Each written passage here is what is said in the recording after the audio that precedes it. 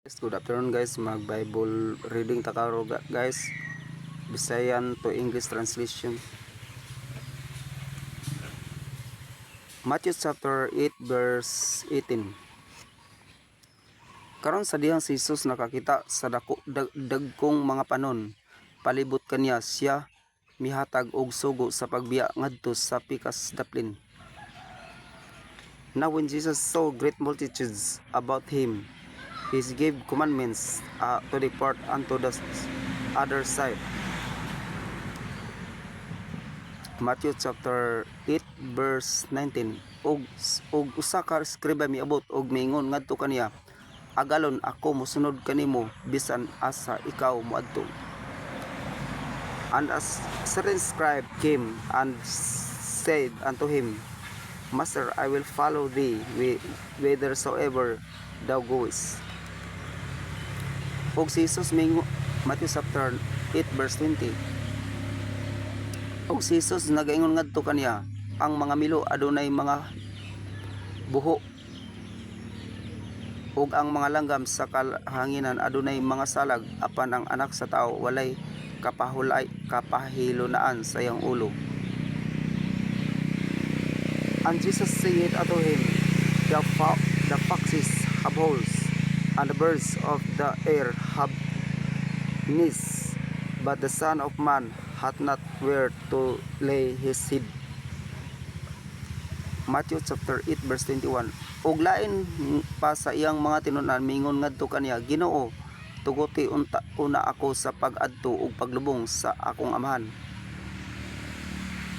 And another of his disciples said unto him, Lord, suffer me first to go and bury my father. Matthew chapter 8 verse 22. Apan si Jesus mingon ngadto kaniya, sunod ka nako og tuguti ang patay nga mulubong sa ilang patay. But Jesus said unto him, Follow me, and let the dead bury their dead. Matthew chapter 8 verse 23. Ug sa diha nga siya nakasulod ngadto sa usa sa sakayan, ang iyang mga tinunan misunod kaniya. And when he was entered into a ship, his disciples followed him. Matthew chapter 8 verse 24. Ug tan-awa dihay miabot nga usa ka dakong unos sa dagat, hangtod nga ang sakayan natabunan sa mga balod, apan siya natulog.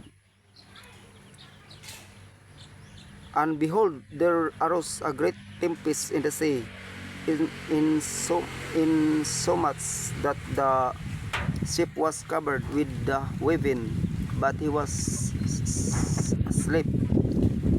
Matthew chapter 8 verse 25. Ug ang iyang mga tinunan miduol kaniya og mipukaw kaniya nga nagaingon, Ginoo, luwasa kami malaglag.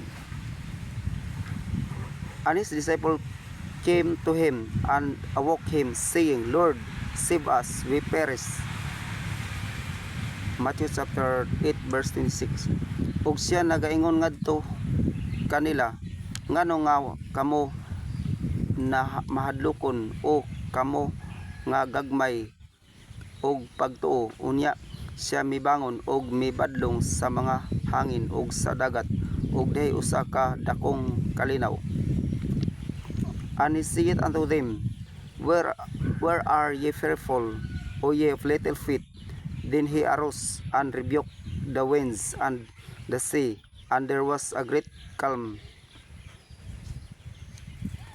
Matthew chapter 8 verse 27. Apan ang mga tao natingala nga nagaingon, unsang matang sa tao kini nga bisan ang mga hangin ug ang dagat mituman kaniya. But the men marveled, saying, What manner of man in this, that even the winds and the sea obey him? Matthew chapter 8 verse 28. Og sa diha nga siya miabot sa pikas daplin ngadto sa dagat dapit sa mga Gergesenhon, dihay mitagbo kaniya nga duha ka kisudlan og mga yawa nagagawas gikan sa mga lubnganan hilabihan kabangis tungod ni ana walay tawo nga makahimo pag-agi ni anang dalana. 28. And when he was come to the other side into the country of the Gergenes,